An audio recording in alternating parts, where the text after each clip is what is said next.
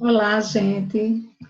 Hoje nós vamos falar um pouco sobre um assunto bem interessante, né? Que é importante para a história do Brasil, que é sobre a Primeira República, ou a Velha República, como alguns historiadores o chamam.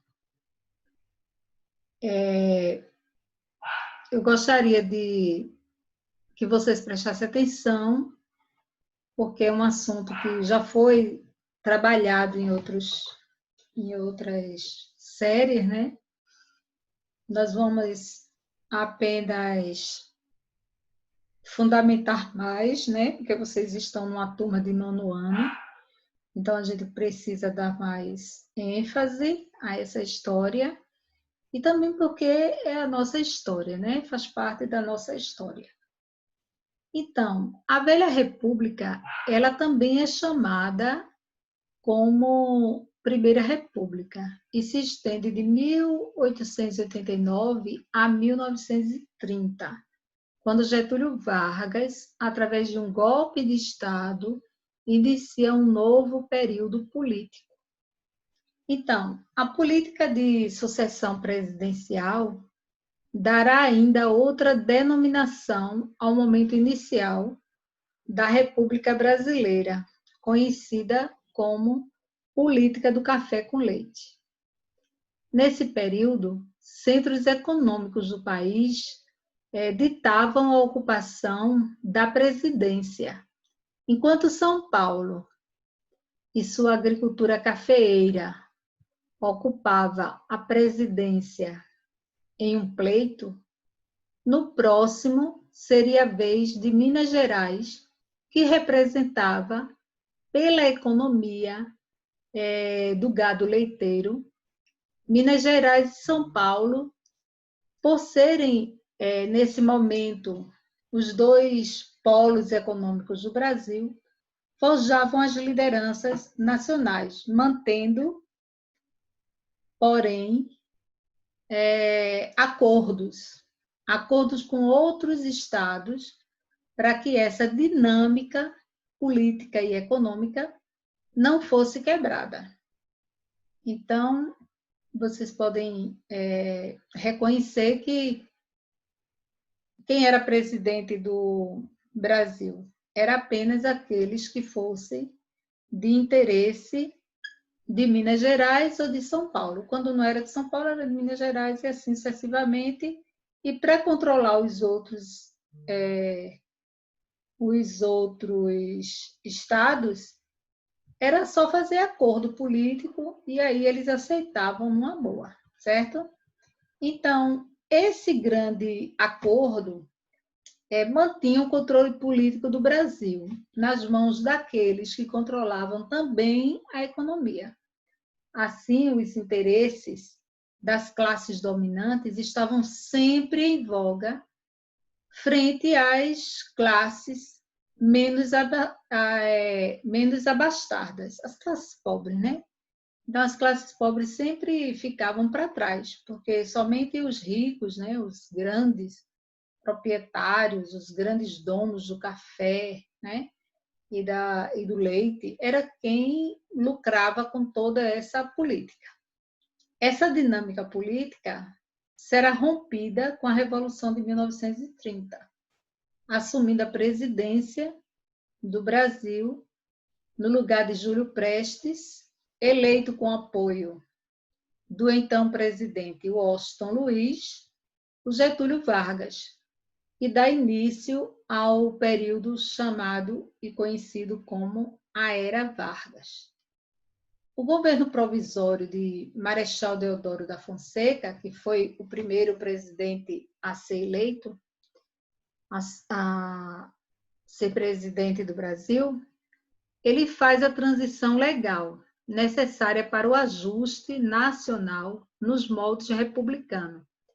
Em 1890, antes mesmo do lançamento da Constituição, é criado o Código Penal, antes do direito à ordem, não se afastando do ideal de república constituída,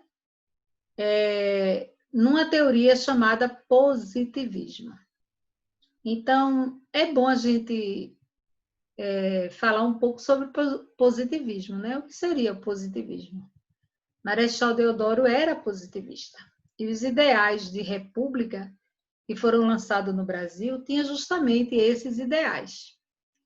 E o que eram esses ideais? No início do século XIX, a Europa vivia um momento de transição para a modernidade, tornando-se cada vez mais urbana e industrial. E é nesse contexto que nasce a corrente filosófica do positivismo, e foi formulada pelo francês Auguste Comte.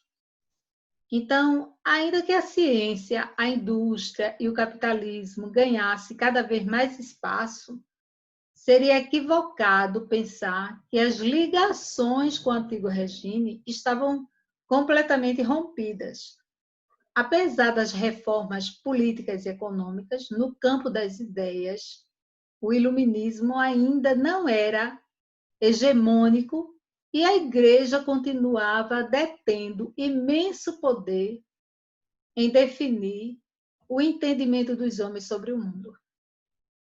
Então, Comte, que vivia em Paris e observava essas transformações desde de um ponto de vista privilegiado, enquanto a maioria dos filósofos se empenhavam a colaborar com a reformulação das instituições modernas, Comte estava convencido de que antes disso era necessária uma completa reforma intelectual dos homens, que fosse capaz de imputá-los uma nova forma de pensar condizente com o progresso científico.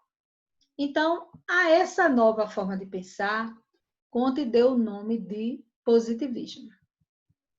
Então, é importante entender que, segundo ele, a visão positiva ou positivista era aquela busca de explicar os fenômenos naturais ou humanos através de sua observação e da elaboração de leis imutáveis que as regiam. E para Comte, a perspectiva positivista vinha se estabelecendo em diversos campos do conhecimento, cada qual em seu próprio ritmo. A procura de leis imutáveis seria conhecido pela primeira vez na Grécia Antiga, com a criação da astronomia e da matemática. Alguns séculos depois, o mesmo aconteceria com outras disciplinas, como a biologia e a química. Em último estágio, Comte acreditava que era possível elaborar uma ciência capaz de estudar o comportamento humano coletivo, seguindo os mesmos métodos das ciências naturais. Então, o positivismo funda, então, a sociologia, que é o princípio que, a princípio, recebeu o nome de física social. A sua função, a sociologia, ela seria compreender as condições constantes e imutáveis da sociedade, né? A ordem da sociedade, e também as leis que regiam seu desenvolvimento, o progresso. Observem, ordem e progresso. Não é coincidência que sejam exatamente estes os termos que aparecem hoje na bandeira do Brasil. Comte teve grande influência no mundo todo e suas ideias ganharam muitos seguidores no Brasil, especialmente entre intelectuais e militares, como Benjamin Constant, Luiz Pereira Barreto.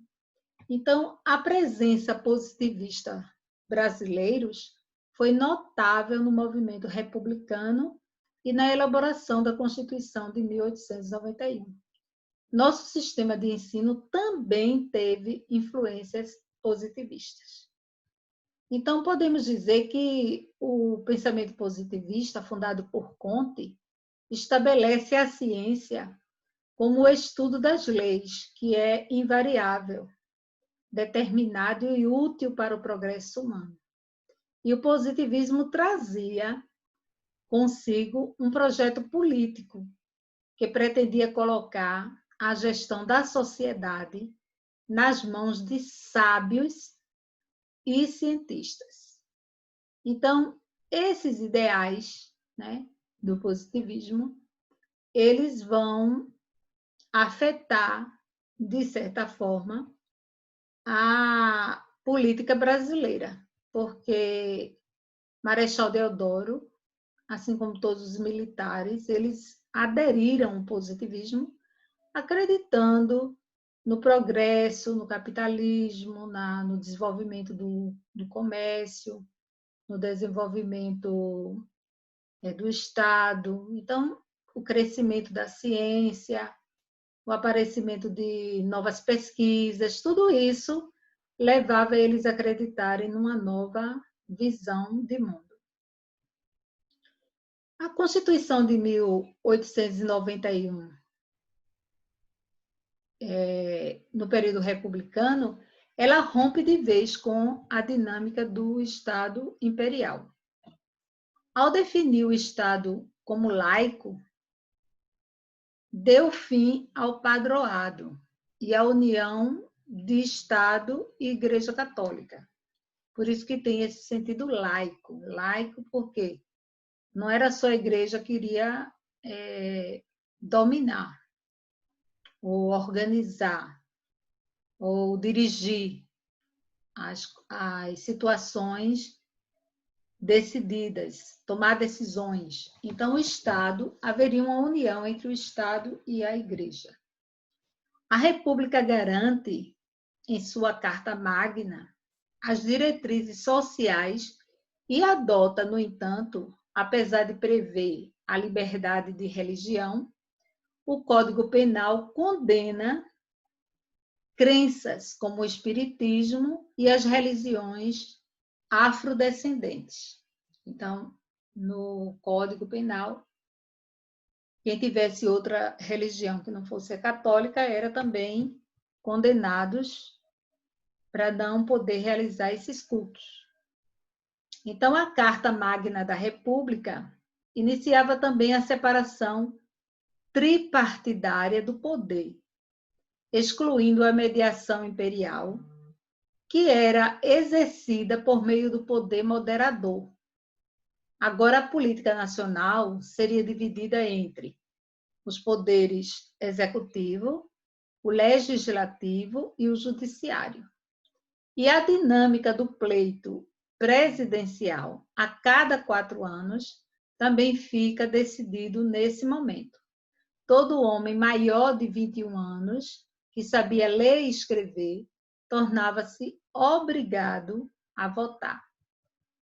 Se a passagem do Império para a República foi quase um passeio, os anos que se seguiam no início da República foram de grande agitação social.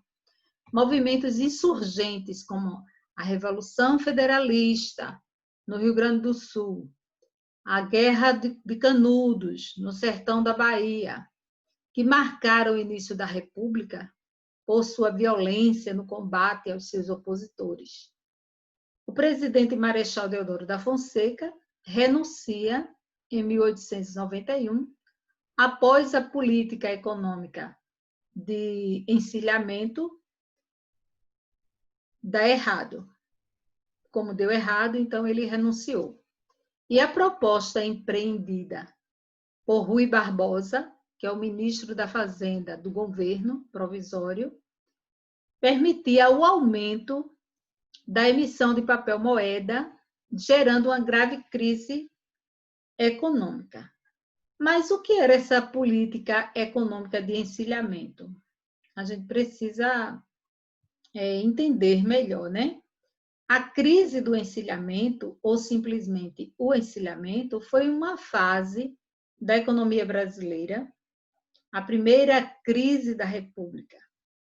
Ocorreu no fim do período monárquico, mais precisamente no final do segundo reinado,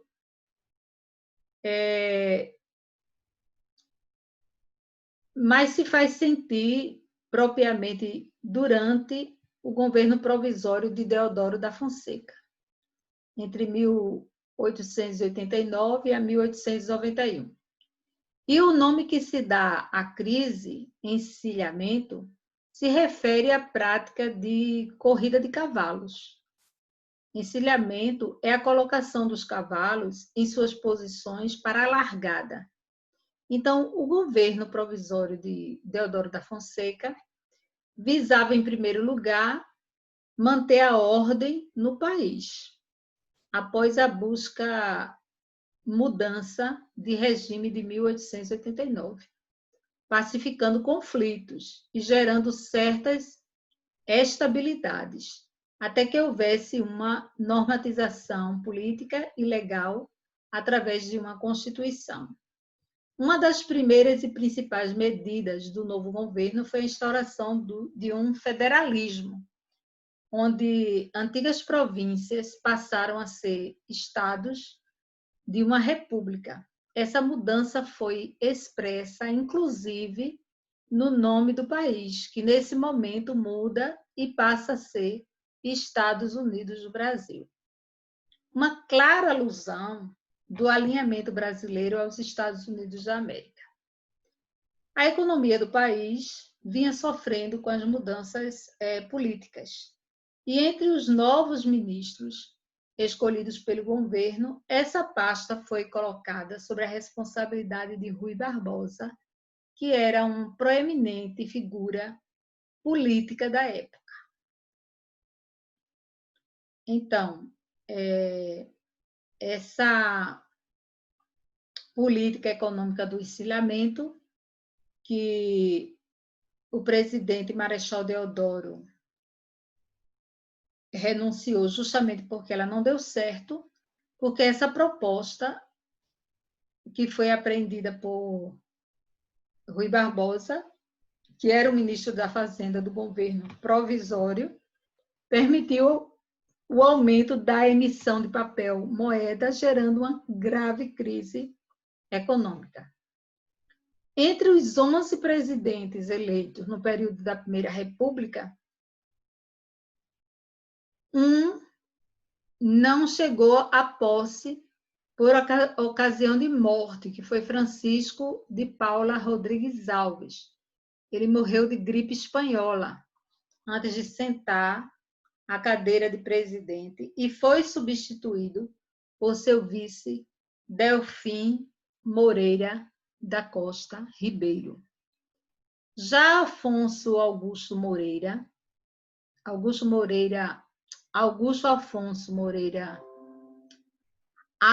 Augusto Moreira Pena, ele morreu durante mandato e foi substituído por Nilo Procópio Peçanha. Os presidentes da República foram Marechal Deodoro da Fonseca, entre 1889 a 1891, Floriano Peixoto, entre 1891 a 1894, Prudente José de Moraes e Barros, entre 1894 a 1898, Manuel Ferraz de Campos Sales, conhecido como Campos Sales, de 1898 a 1902, Francisco de Paula Rodrigues Alves, de 1902 a 1906, Afonso Augusto Moreira Pena, que morreu durante o mandato, né? Aí, no mesmo ano que ele morreu, até 1910, assumiu Nilo Procópio Peçanha, e o vice de Afonso Pena, que assumiu em seu lugar. De 1910 a 1914, Marechal Hermes da Fonseca. De 1914 a 1918, Wenceslaus Braz Pereira Gomes. De 1918 a 1919, Francisco de Paula Rodrigues Alves, ele foi eleito, morreu de gripe espanhola, sem ter assumido o cargo. De 1919, Delfim Moreira da Costa Ribeiro, vice de Rodrigues Alves, que assumiu em seu lugar. De 1919 a 1922, Epitácio da Silva Pessoa, Epitácio da Silva Pessoa, conhecido como Epitácio Pessoa. De 1922 a 1926, Arthur da Silva Bernardes, conhecido como Arthur Bernardes. De 1926 a 1930, Washington Luiz Pereira de Souza, conhecido como Washington Luiz. Ele foi deposto pela Revolução de 1930. Aí, em 1930, assume Júlio Prestes de Albuquerque, que foi eleito presidente em 1930, não tomou posse, impedido pela Revolução de 1930, e em 1930, uma junta militar provisória, General Augusto Tasso Fragoso e General João de Deus Mena Barreto e o almirante Isaías de Noronha. Juntos, eles assumiram como uma junta militar provisória. Aí foi quando conclui assim em 1930 a velha república, né? Essa junta assumiu a presidência devido aos problemas de sucessão ao governo de Washington Luiz. E a eleição presidencial ocorrida teve resultado favorável à chapa de Júlio Prestes, apoiada pelo presidente Washington Luiz. Esse resultado foi contestado pela Aliança Liberal, que era um partido político da época, que havia lançado a candidatura de oposição de Getúlio Vargas para presidente e João Pessoa para vice-presidente. A Aliança Liberal era integrada pelas presidências estaduais do Rio Grande do Sul, da Paraíba e de Minas Gerais, pelas oposições dos governos dos demais estados do país e dos setores do movimento tenentista.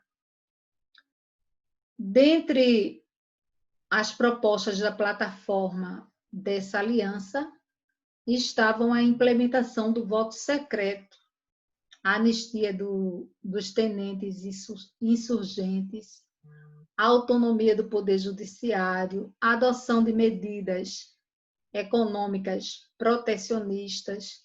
Então, a derrota nas urnas da candidatura de Getúlio Vargas, João Pessoa foi considerada pela Aliança Liberal como consequência de fraudulência no sistema eleitoral do período.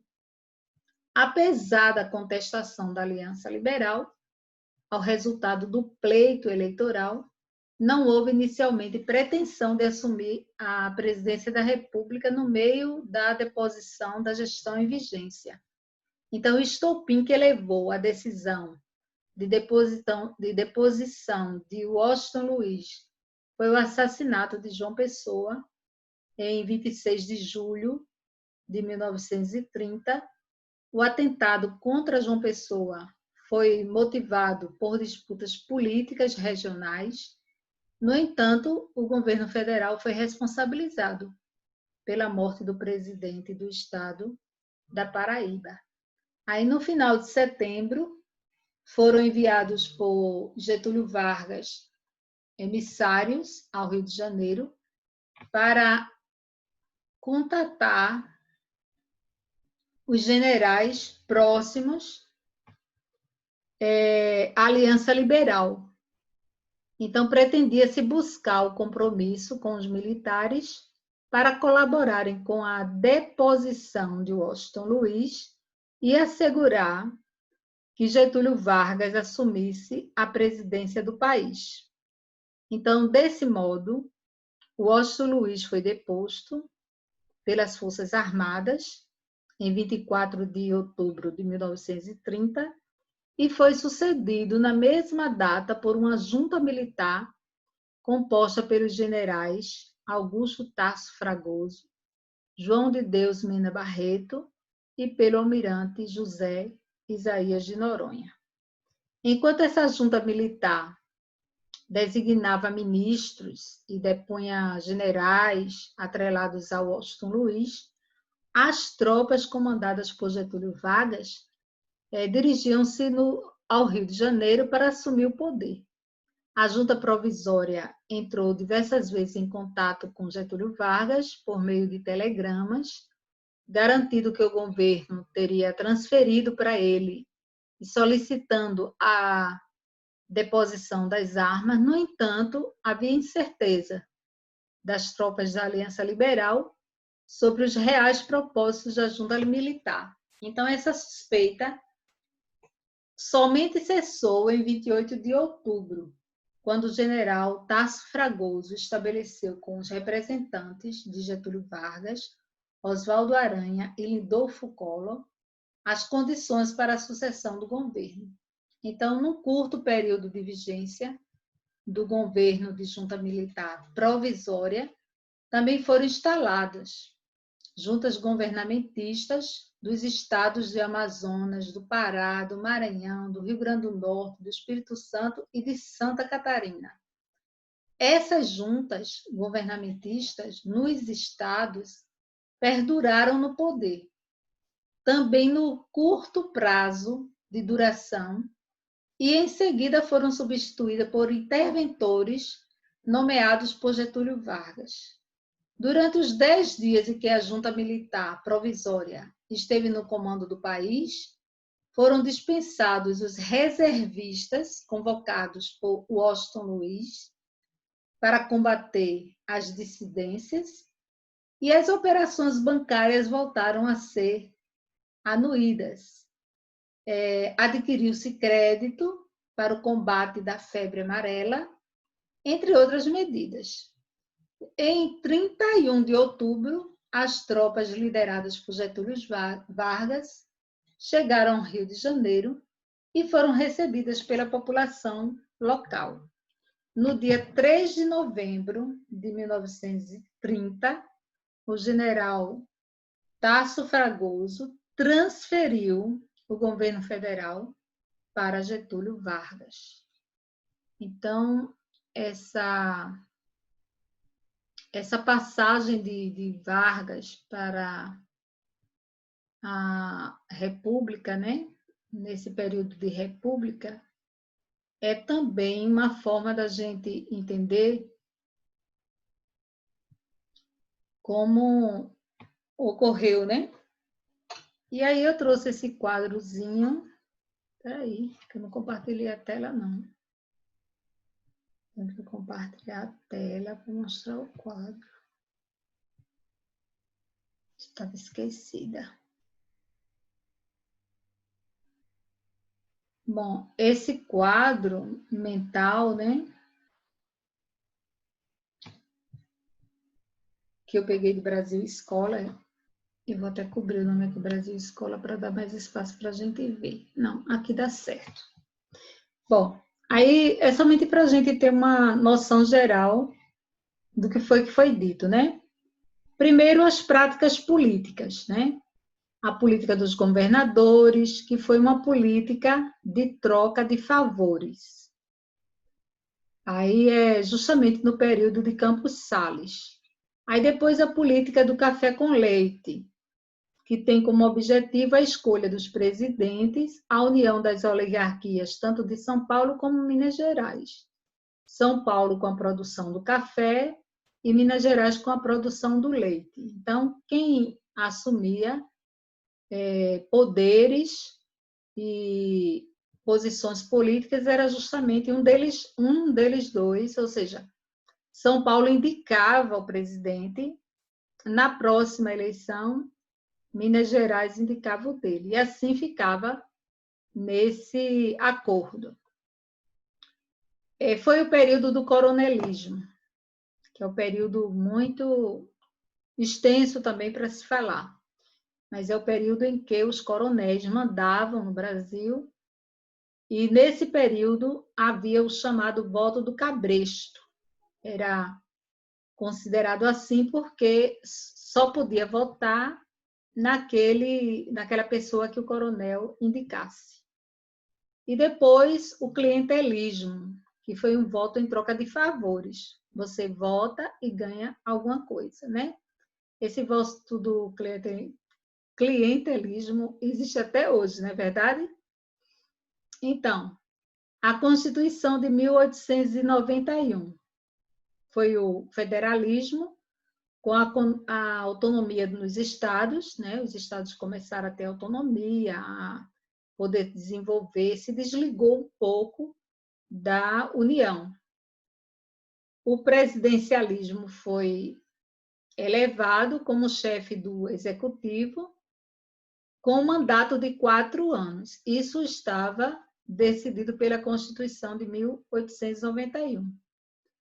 O sistema eleitoral, que foi o sufrágio universal, ele vai ser somente masculino, né? Mas antes não tinha, já é um avanço os homens poderem votar. E depois formaram também um Estado laico, onde separaram Estado e Igreja. Tanto a Igreja como o Estado poderiam desenvolver as suas ideias sem precisar dessa disputa de quem ficaria no poder. Mas para acontecer tudo isso, houve as principais revoltas, como eu disse antes, né? A Guerra dos Canudos, a revolta da vacina, a revolta da chibata, a Guerra do Contestado, o tenentismo, que foi a coluna Prestes, e o cangaço, que destacou-se a figura de Lampião. Então, essas principais revoltas ocorreram justamente no período da República Velha, na República em que se estava tentando fazer a República. Então, quem era que ficava no poder? Então, cada estado ficou sem conseguir conciliar as ideias, né? As ideias que estavam sendo estabelecidas, e daí começaram as revoltas. Então, essas revoltas foram muito importantes até para fortalecer as ideias de república.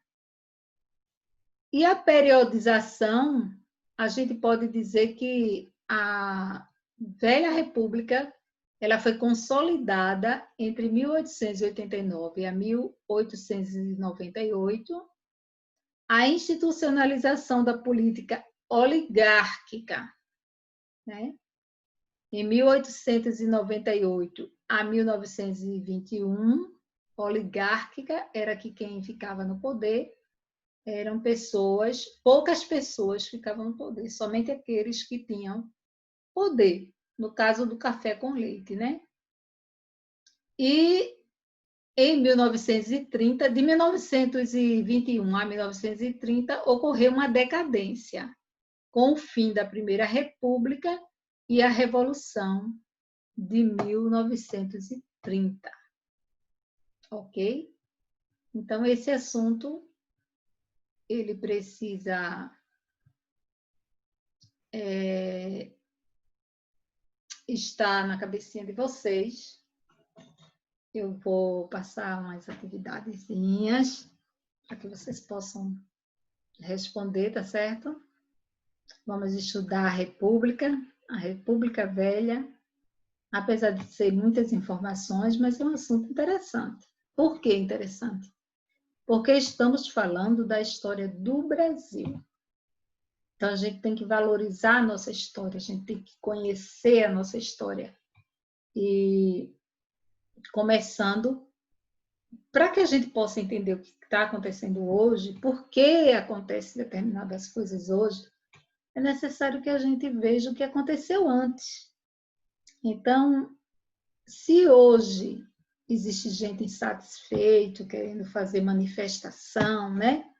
No passado também existia, como vocês viram aí, movimentos que contestavam aquilo que estava acontecendo. Então, É importante a gente entender, né, sobre isso, tá bom? Estudem. Tchau.